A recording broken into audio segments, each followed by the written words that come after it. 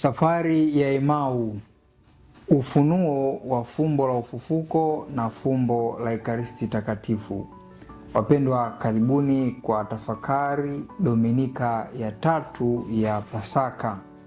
Katika Dominika hii kanisa linatuletea simulizi maarufu, simulizi la wafuasi wa Emau ambao wanatembea na Bwana wetu Yesu Kristo, na Kristo anafunua mafumbo hayo, fumbo lake la ufufuko na fumbo la Ekaristi Takatifu. Kabla ya kuanza tafakari yetu, nipende kukusii na kukuomba ili kupata maudhui haya pindi tutakapoyapandisha, basi utabofya kitufe kilichoandikwa subscribe ili uweze kuwa mtu wa kwanza kupata maudhui tutakayopandisha katika chaneli yetu ya Lux Fidei, mwanga wa imani.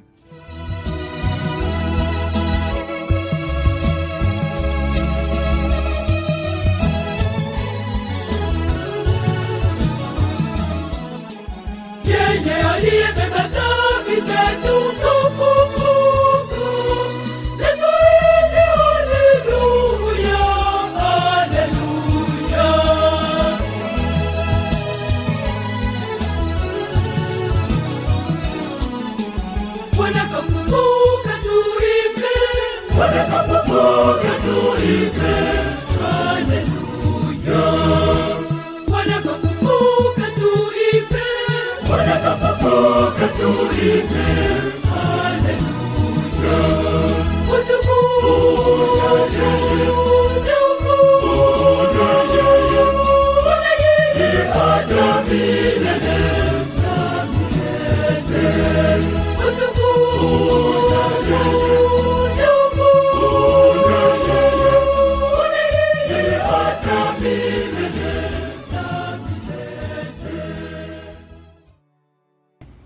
Wapendwa, Dominika ya tatu ya kipindi cha Pasaka ambacho tumekianza ni Dominika nyingine ambayo kanisa linatuletea udhihirisho wa fumbo la ufufuko wa Bwana wetu Yesu Kristo.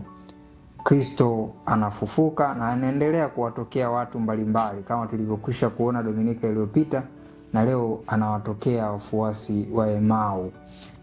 Na kadiri ya Injili na simulizi hili kwa ujumla, katika Dominika hii ya tatu kuna mambo makubwa matatu ambayo ningependa kuwashirikisha. Jambo la kwanza ni fumbo la ufufuko wa Bwana wetu Yesu Kristo. Ni nini? Nini maana ya kufufuka katika mwili wake wa utukufu? Na jambo la pili ni mateso, kifo na ufufuko wa Bwana wetu Yesu Kristo ni ukamilifu wa maandiko matakatifu. Yale yaliyonenwa na manabii yanakamilika kupitia Yesu Kristo kwa kukamilisha katika Agano la Kale.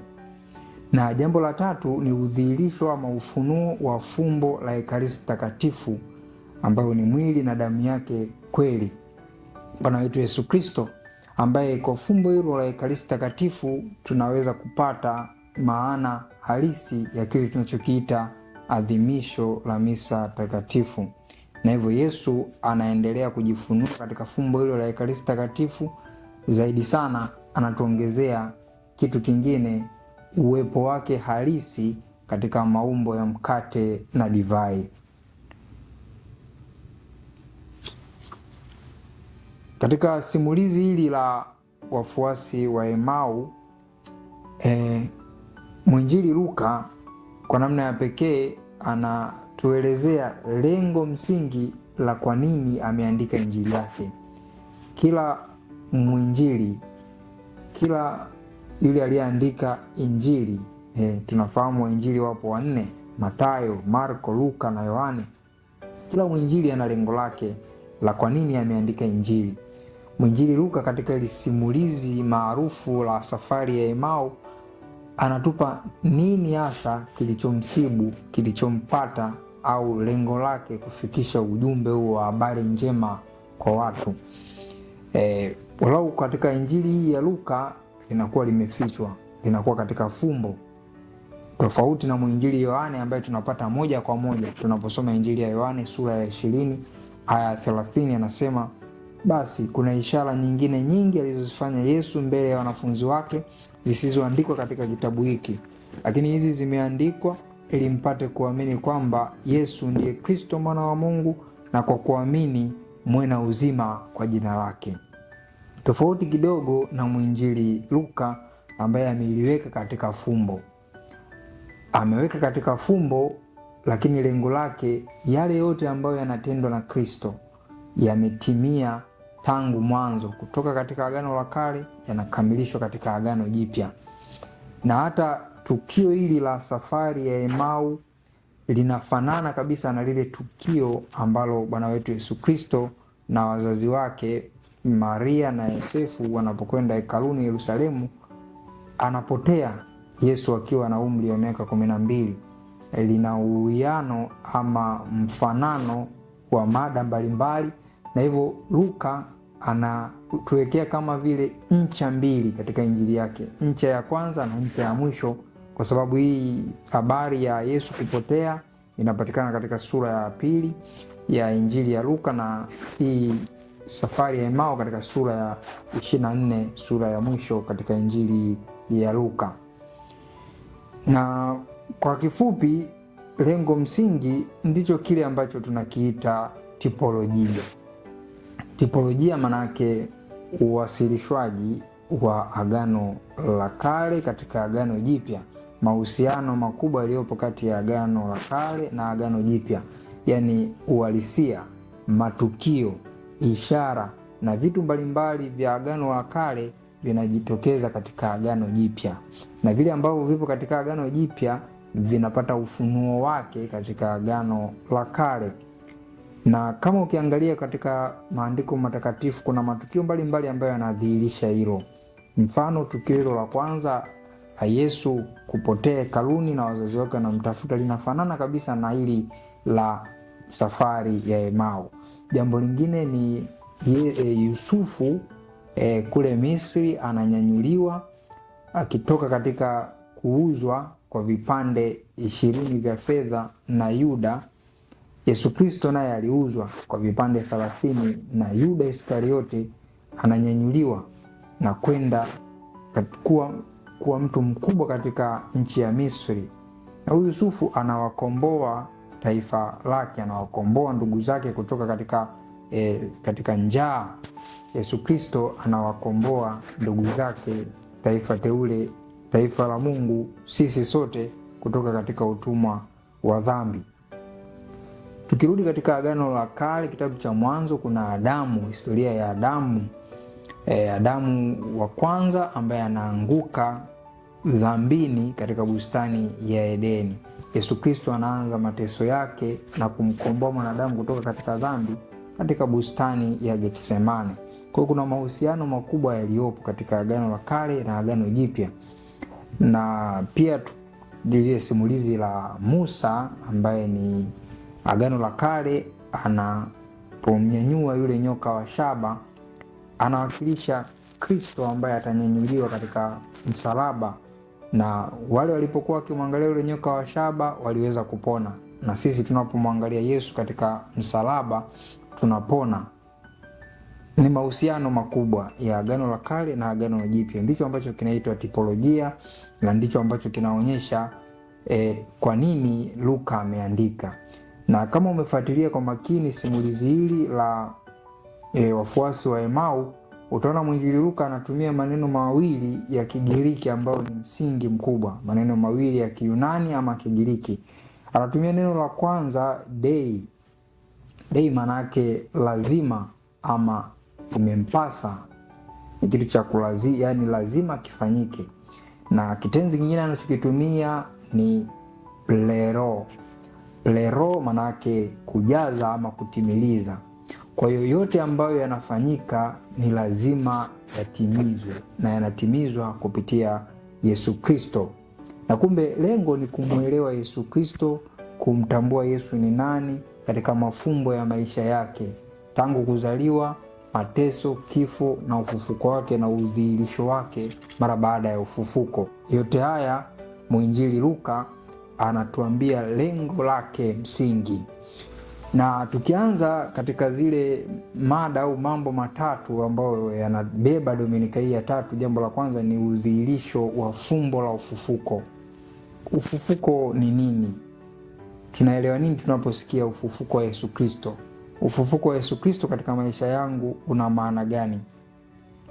Na kwa kifupi, kadiri ya Katekisimu ya Kanisa Katoliki namba 638, ufufuko ama fumbo la ufufuko ni kilele cha ukweli wa imani yetu katika Kristo. Ufufuko ni kilele cha ukweli wa imani yetu katika Kristo. Kumbe fumbo la ufufuko ni kitu halisi ambacho matokeo yake yalithibitishwa katika maandiko, katika kihistoria, katika historia, na Agano Jipya linashuhudia hayo. Tunaposoma barua ya kwanza ya Mtume Paulo kwa Wakorinto sura ya 15 aya ya 3 mpaka ya 4, Paulo anasema au anaambia wale Wakorinto kwamba Kristo alizaliwa, aliteswa, alikufa, lakini akafufuka kadiri ya maandiko. Baadaye akamtokea Kefa, baadaye akawatokea wale tenashara, baadaye akanitokea na mimi. Yote hayo ni udhihirisho kwamba Kristo kweli alipitia mateso, lakini hakuishia tu kufa, aliweza kufufuka. Na alifufuka, na ushuhuda wa hayo ni ule ushuhuda ama udhihirisho wa kaburi tupu. Kumbe lengo la Kristo kufufuka ni kutupa tumaini kwamba hata sisi katika mwili wetu huu tukifa, sio kwamba tutaishia hapo.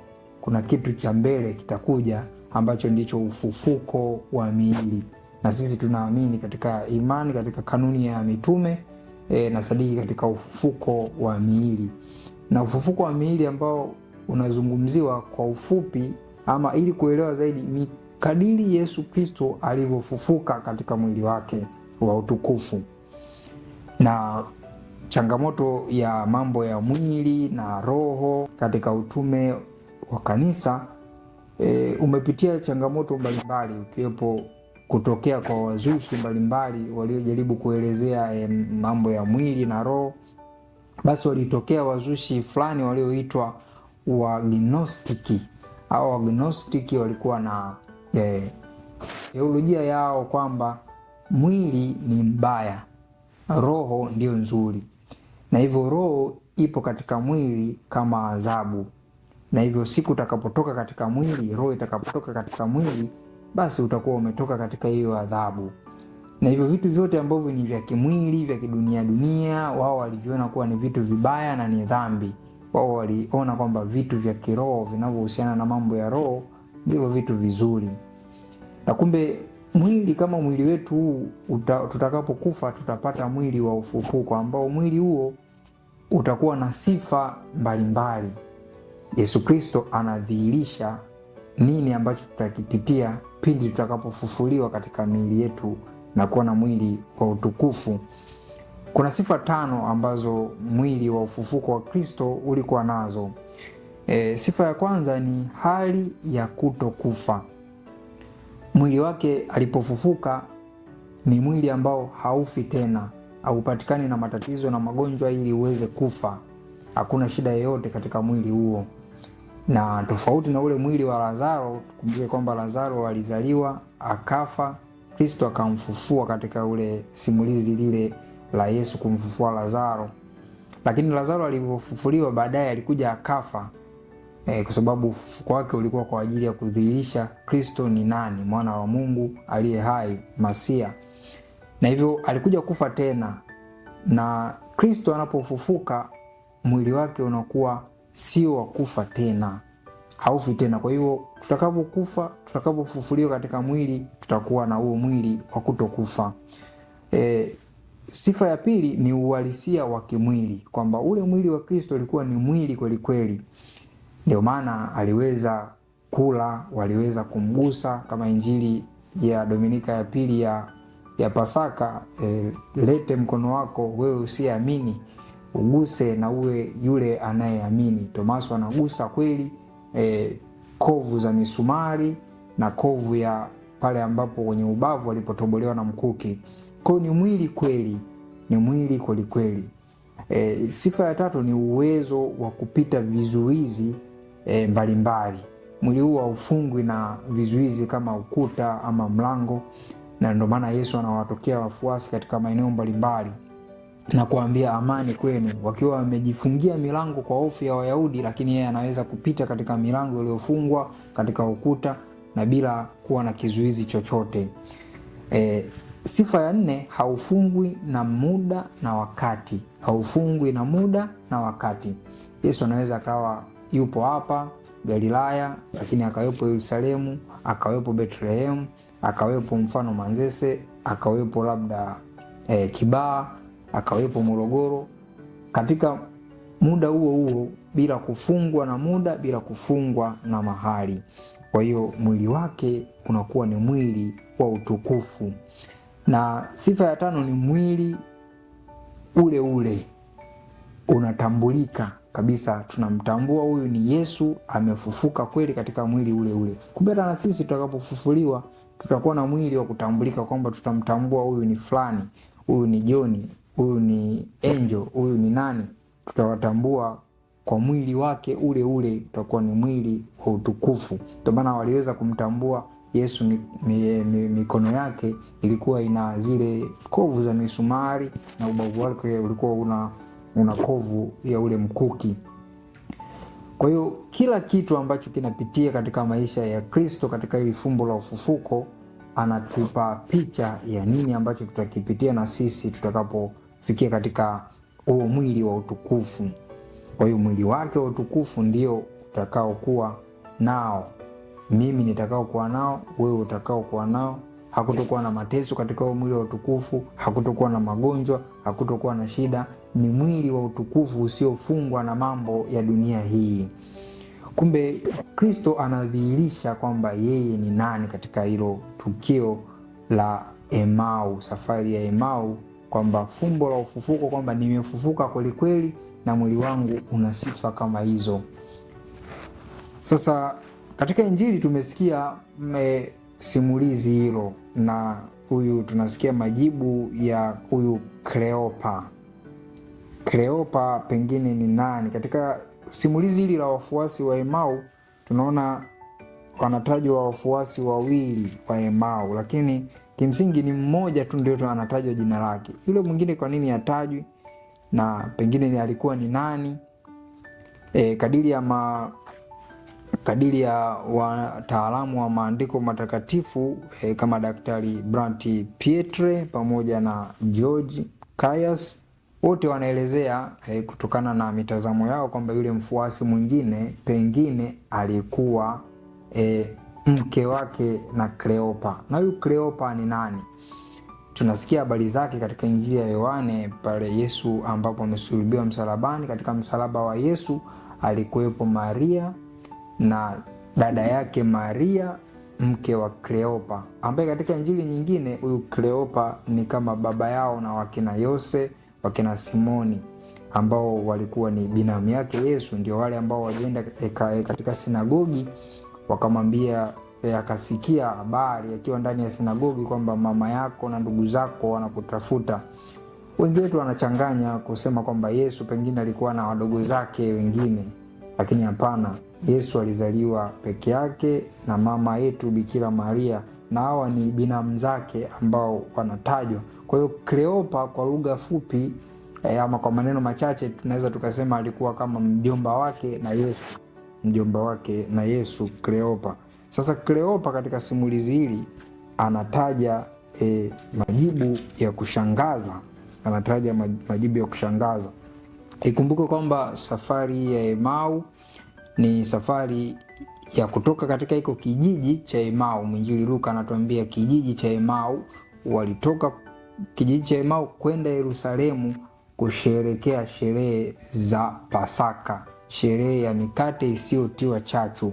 Ikumbuke kwamba tunaposoma katika kitabu cha Kutoka sura ya 23 aya ya 14 na 17, walipewa maelekezo wana wa Israeli washiriki sikukuu 3 kubwa katika mji wa Yerusalemu, na hivyo ilikuwa ni lazima kushiriki sherehe hizo ama sikukuu hizo.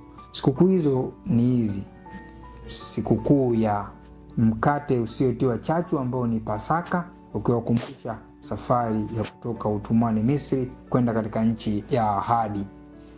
Sherehe nyingine ni sherehe ya majuma ama sherehe ya mavuno ama sherehe ya Pentekoste. Ni siku 50 baada ya sherehe hiyo ya mikate isiyotiwa chachu, ambayo na sisi kimsingi tunakuja tunapata sherehe ya Pentekoste, ambayo ni kuvuviwa kwa Roho Mtakatifu na kuanza kwa kanisa la mwanzo, ambao tutaiazimisha siku 50 baada ya kipindi hiki cha Pasaka.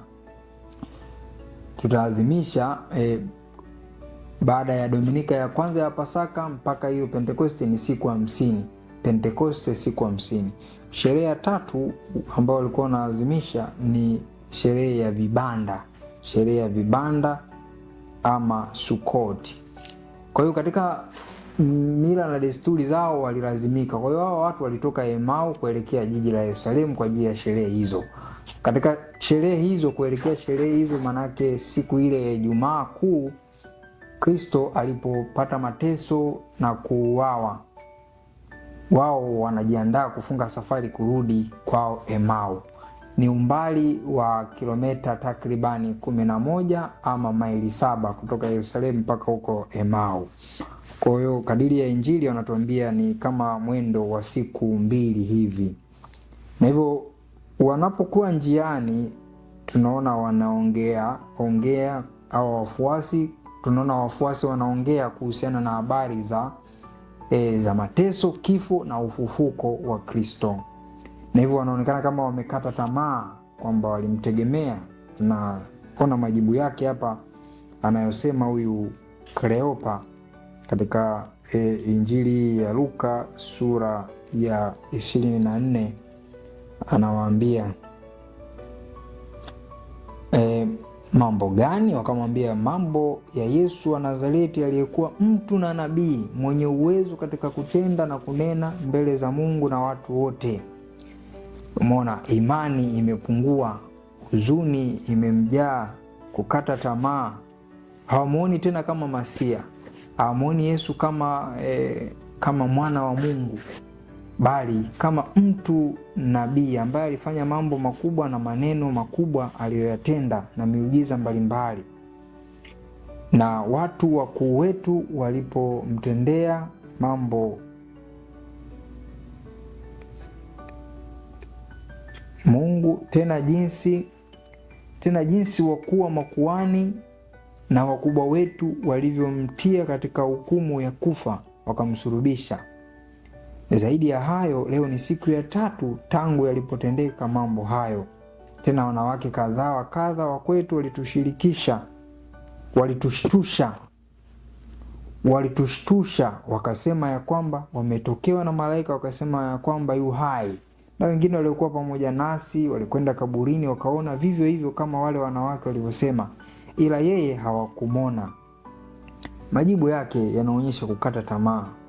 Yesu wa Nazareti, mtu na nabii, nasi tulikuwa tukitumainia kuwa ndiye atakayekuwa mkombozi wa Israeli.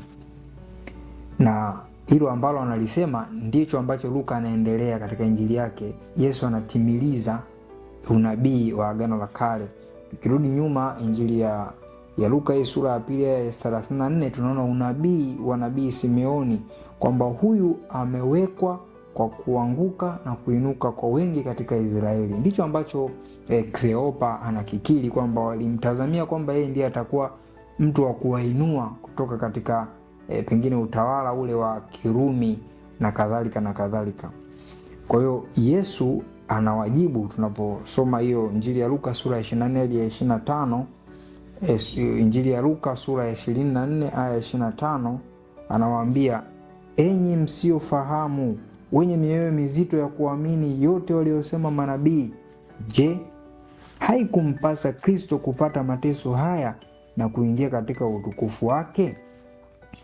Kile ambacho Luka anaendelea kusisitiza ni juu ya ukamilifu, ulazima wa ukamilifu katika maandiko. Anaendelea, akaanza kutoka Musa na manabii wote, akawaelezea katika maandiko yote mambo yaliyomuhusu yeye mwenyewe. Ndicho kile habari za Agano la Kale mpaka Agano Jipya. Ufunuo wa yale yaliyofichwa katika Agano la Kale yanadhihirishwa katika Agano Jipya. Na Yesu anaendelea, wakakikaribia kile kijiji walichokuwa wakienda, naye akafanya kama anaenda taka kuendelea mbele. Wakamshawishi wakisema, kaa pamoja nasi kwa kuwa kuna kuchwa na mchana unakwisha. Akaingia ndani na kukaa nao.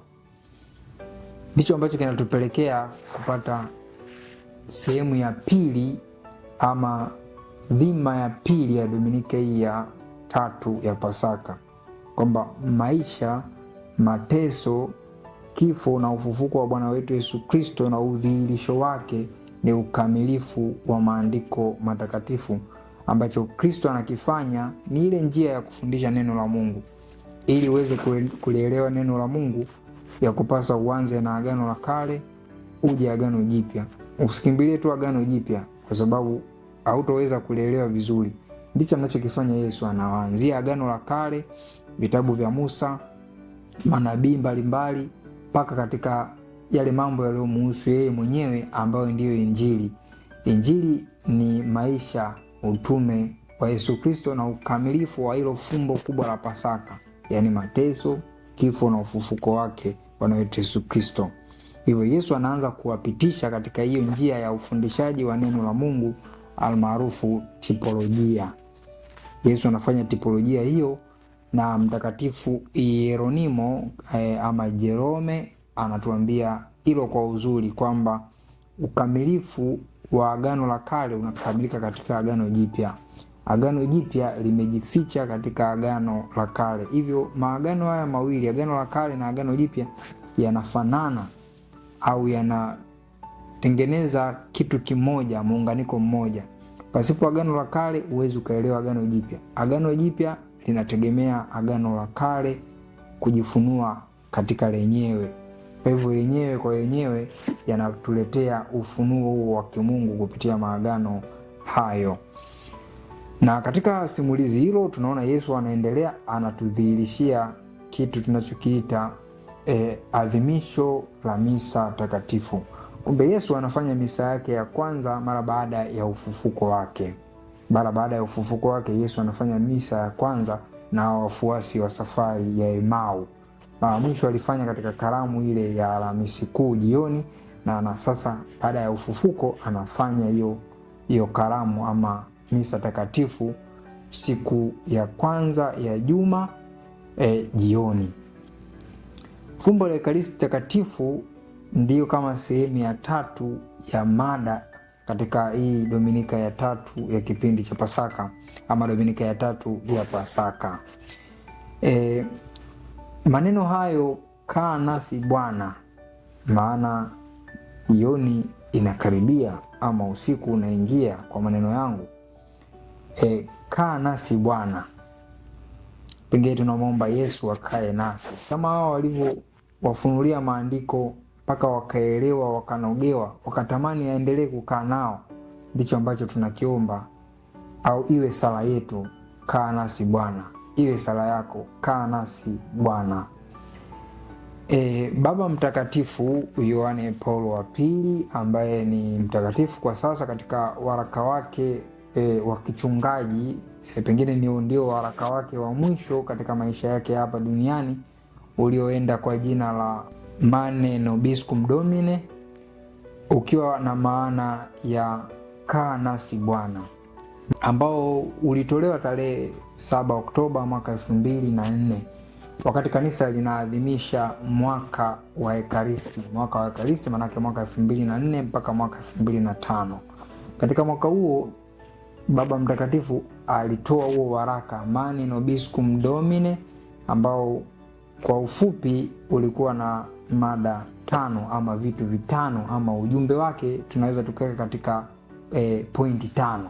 Pointi ya kwanza ni kanisa linahitaji Yesu akae naye. Kanisa linahitaji Yesu aendelee kukaa naye. Tunaomba Yesu akae ndani ya kanisa. Pengine Yesu akae katika familia yako, Yesu akae katika maisha yako. Ndicho ambacho tulialikwa kutafakari. Na jambo la pili, Ekaristi kama siri ya mwanga. Kristo anajifunua mwanga wake kupitia fumbo la Ekaristi. Ndio maana wafuasi walimtambua katika kuumega mkate. Pengine tunaposhiriki Ekaristi Takatifu ndipo tunapata ukamilifu wa ufunuo wa mwanga wa Kristo katika maisha yetu. Na jambo la tatu ni uwepo wake halisi. Kristo yupo kweli katika maumbo hayo ya mkate na divai ambao ni Ekaristi Takatifu, ni mwili wake. Na jambo la nne, umoja wa kanisa. Umoja wa kanisa. Ekaristi Takatifu inatuletea umoja katika kanisa, umoja katika familia. Ni kitu kibaya au cha huzuni pale ambapo mtu anashiriki Ekaristi lakini anagombana na wenzake, hafuatani na wenzake, kila siku yeye ni fujo na wenzake. Hakuna umoja katika maisha yake na maisha ya wenzake. Kupokea kwako Ekaristi kunakuwa bure.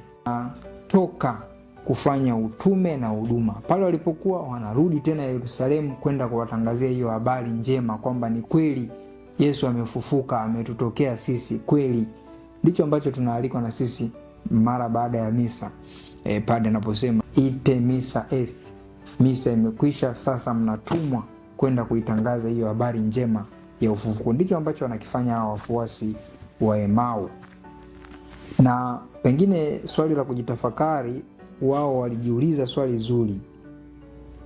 Tunaposoma katika hiyo Injili ya Luka sura ya 24 aya ya 32, wakaambiana, je, mioyo yetu haikuwaka ndani yetu hapo walipokuwa wakisema nasi njiani na kutufunulia maandiko? Wakaondoka saa ile ile wakarejea Yerusalemu, wakawakuta wale 11 wamekutanika, wao na wale waliokuwa pamoja nao, wakasema, Bwana amefufuka kweli kweli, naye amemtokea Simoni. Nao waliwapa habari ya mambo yale ya njiani na jinsi alivyotambulikana nao katika kuumega mkate. Kumbe wanatimiza katika ile simulizi la safari ya Emau, wanatimiza hayo yote ambayo Baba Mtakatifu Yohane Paulo wa pili katika waraka wake huo Mane Nobiscum Domine, kaa nasi Bwana, kwamba kanisa linahitaji Yesu akae nasi. Ekaristi kama siri ama kufunuliwa kwa siri ya mwanga wa Kristo, uwepo halisi wa Kristo katika maumbo hayo mkate na divai, umoja wa kanisa, utume na huduma. Kumbe simulizi hili kwa kifupi, kama tulivyosema, kitu cha tatu ni fumbo la Ekaristi Takatifu, ambalo fumbo la Ekaristi Takatifu kwa ukamilifu wake tunalipata pale tunapoadhimisha misa takatifu. Tunapoadhimisha misa takatifu ambayo Mtakatifu Pio anasema ambayo kwa yenyewe pasipo misa hatuwezi. Na hiyo misa takatifu kwa kweli ndio fumbo hilo la ufufuko na fumbo la Pasaka kwa ujumla wake, linalodhihirishwa kwetu na ukamilifu wake katika fumbo la Ekaristi Takatifu.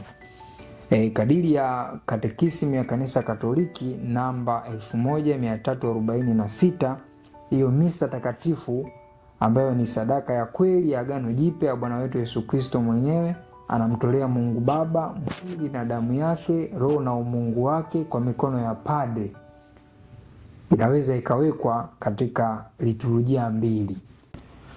Kumbe misa takatifu imegawanyika katika sehemu kubwa mbili: liturujia ya neno na liturujia ya Ekaristi Takatifu.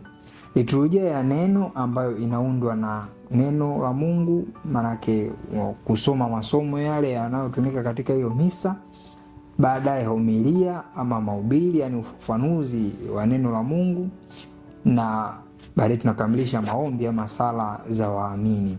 Na sehemu ya pili ambayo ni liturujia ya Ekaristi Takatifu inaundwa na vitu 6.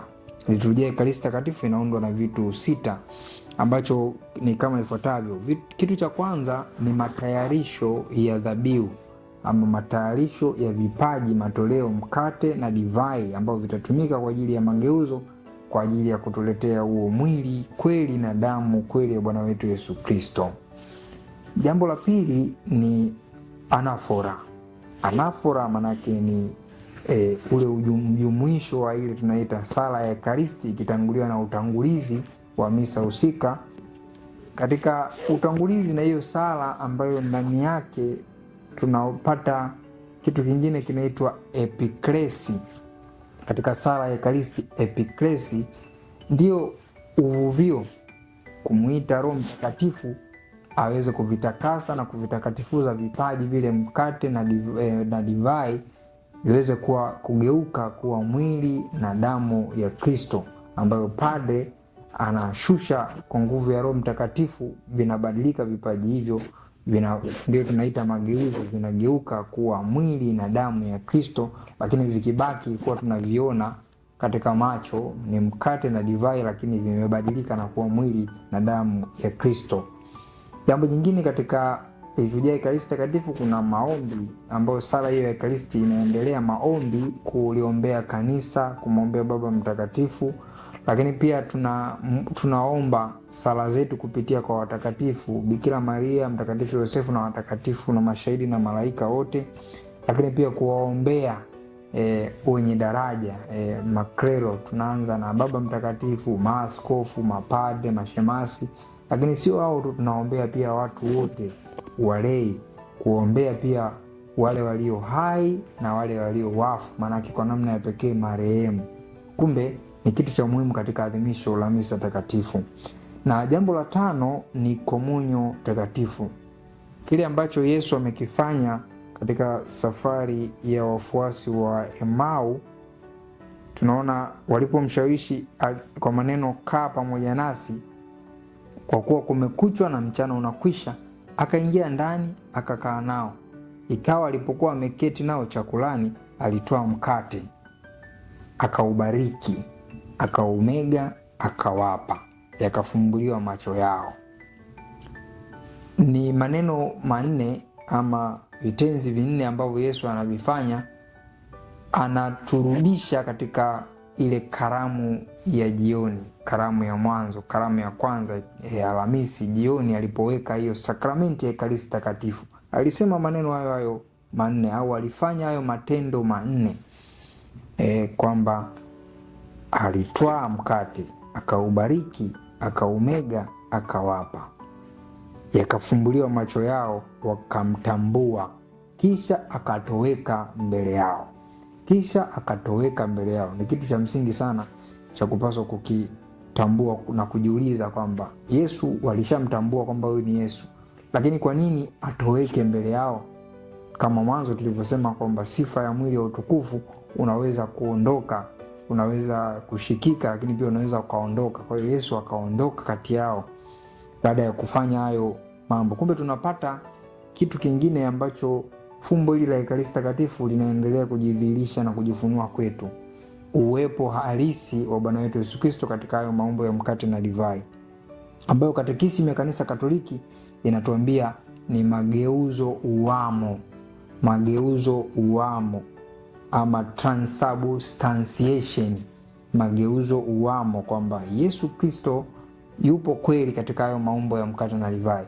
Pengine wewe unaweza ukaona ni mkate, unaweza ukaona ni divai, lakini kwa ile sala ya mageuzo, consecration, kushushwa kwa Roho Mtakatifu kuvitakasa na kuvitakatifuza vipaji hivyo kuwa mwili na damu ya Kristo, basi umegeuka na kuwa mwili kweli na damu kweli ya Kristo.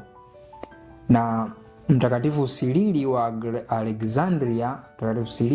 Alexandria anatuambia hilo kwamba usiwe na mashaka kama ni kweli, bali afadhali upokee maneno ya Mwokozi, kwa sababu yeye ambaye ni ukweli hawezi kutudanganya.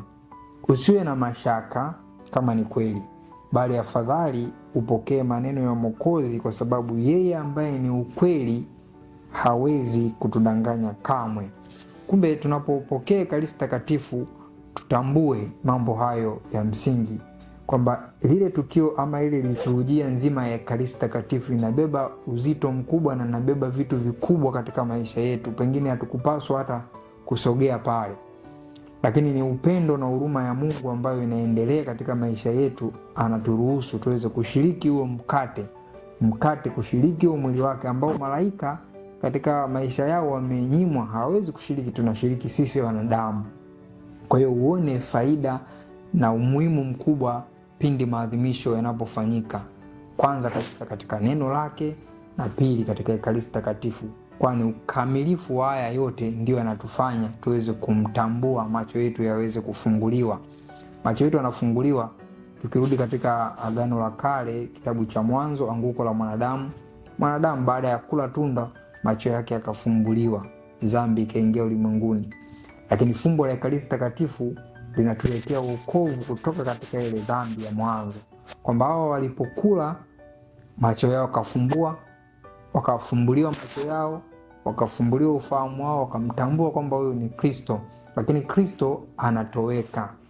Kristo anatoweka maana yake nini? Kama nipo katika maumbo ya mkate na divai, nipo kweli katika maumbo ya mkate na divai. Hakuhitajika tena kuwepo pale katika uhalisia wake wa kimwili, na huku tayari ameshaweka Ekaristi Takatifu katika maumbo hayo ya mkate na divai. Tukirudi nyuma katika simulizi lile la Alhamisi Kuu, fanyeni hivi kwa kunikumbuka mimi. Huu ndio mwili wangu, hii ndio damu yangu inayomwagika kwa ajili ya wokovu wenu, kwa ajili ya agano jipya, kwa ajili ya agano jipya, yani wokovu wetu.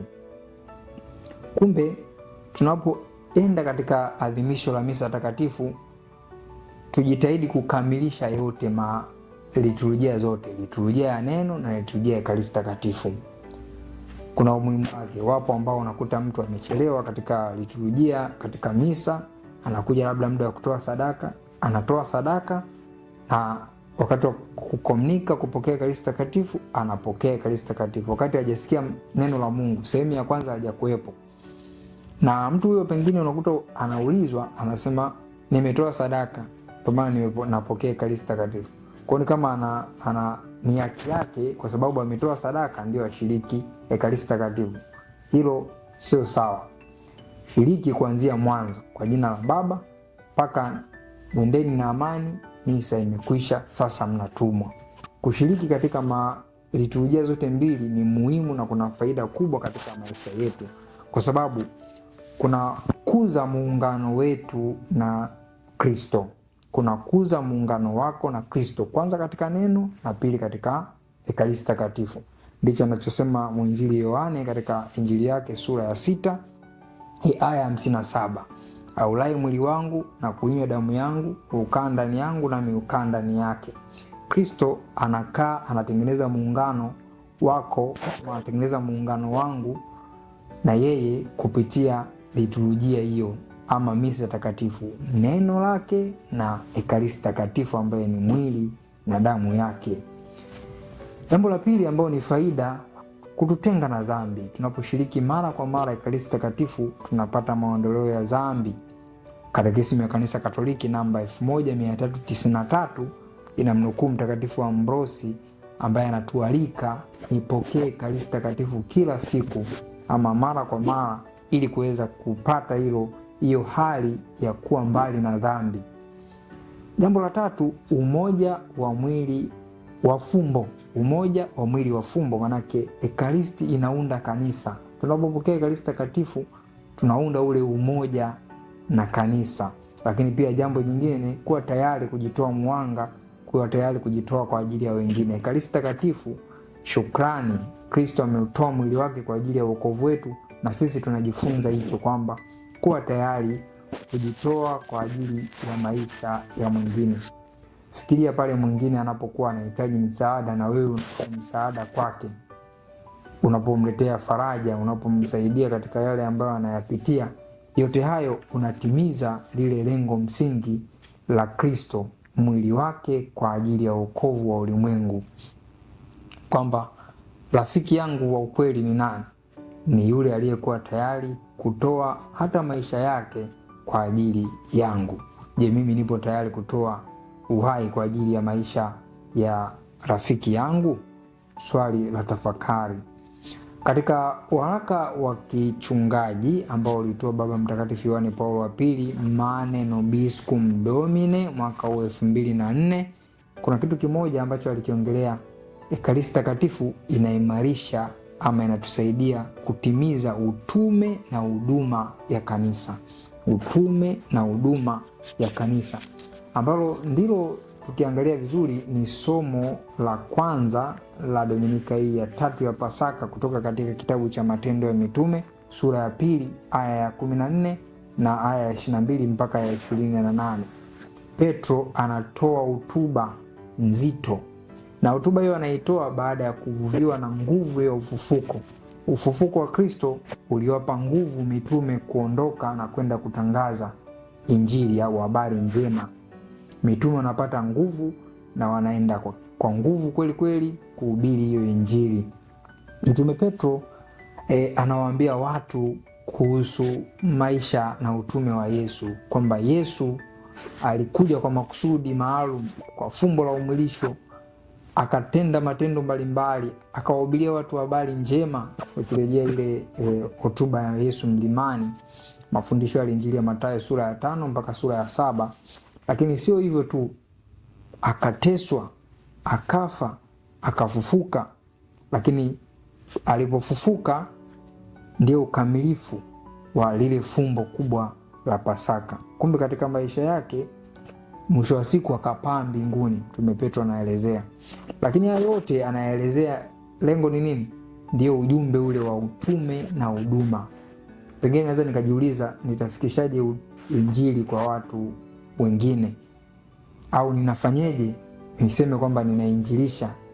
Kuinjilisha manake ni kufanya mambo yafuatayo: kuishi kadiri ya imani ya mitume. Imani ya mitume ambayo yale Petro ameyazungumza katika kitabu hiki cha Matendo ya Mitume, ndicho ambacho hasa tunapaswa kukifanya. Ili mtu aweze kuinjilisha, yampasa amwelezee Yesu Kristo ni nani na kuelezea yale mafumbo yanayotimizwa katika maandiko matakatifu, kwamba alizaliwa, aliishi, aliteswa, alikufa, akafufuka, akapaa mbinguni, amekaa kuume kwa Baba. Lakini kuna kitu cha msingi hapo, akashukia kuzimu. Alishukia kuzimu, sio kwamba alibakia huko kuzimu kama sehemu iliyolaaniwa wale waliolaaniwa. Hapana, alikwenda kwa ajili ya kuwakomboa. Alikwenda kututengenezea mazingira, tunaweza tukasema kwa lugha ya mtaani, kututengenezea mazingira ili sisi tusiweze kwenda kuzimu, tutoke katika mwili huo wa utukufu na kwenda mbinguni. Mwili wake haukuoza. Tunaweza tukaweka vizuri katika maneno hayo tunaposoma hiyo aya ya 25 hadi ya 28. Anasema, nalimuona Bwana mbele yangu siku zote, kwa kuwa yuko upande wa mkono wangu wa kuume, nisitikisike. Kwa hiyo moyo wangu ukapendezwa, ulimi wangu ukafurahi. Tena mwili wangu nao utakaa katika matumaini, kwa maana hutoacha roho yangu katika kuzimu, wala hutamtoa mtakatifu wako aone uharibifu. Umenijulisha njia ya uzima, utanijaza furaha kwa uso wako. Mtume Petro anaongea maneno haya, anakoti ama ananukuu Zaburi ya 16 aya 8 mpaka ya 11, ambayo kama umekuwa unafuatilia vizuri masomo ya misa, ndiyo somo la Zaburi ya Dominika ya leo, kwamba hatoiacha roho yake kuzimu, wala haitopotea, haitooza, haitopitia uharibifu. Ndicho ambacho Kristo anafunua siri hiyo ya mwili wa utukufu. Mwili wake wa ufufuko ni mwili wa utukufu, ukiwa na zile sifa: kutokuharibika, kutokuoza, kutokufa tena. Kwa hiyo ni ishara ya kwamba mwili wetu na sisi utakuwa katika hali hizo, hali ya uzima, kwamba moyo wangu ukapendezwa, ulimi wangu ukafurahi, kwa maana hutoacha roho yangu katika kuzimu. Roho yako haitoachwa katika kuzimu, wala hutamtoa mtakatifu wako aone uharibifu. Hatutaona uharibifu.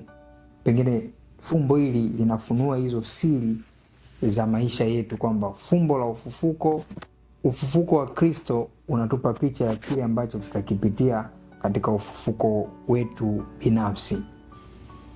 Wapendwa, Dominika hii ya 3 inatufunulia siri kubwa: safari ya Emau, ufunuo wa fumbo la ufufuko, ufunuo wa fumbo la Ekaristi Takatifu, lakini kwa namna ya pekee uwepo halisi wa Bwana wetu Yesu Kristo katika maumbo ya mkate na divai.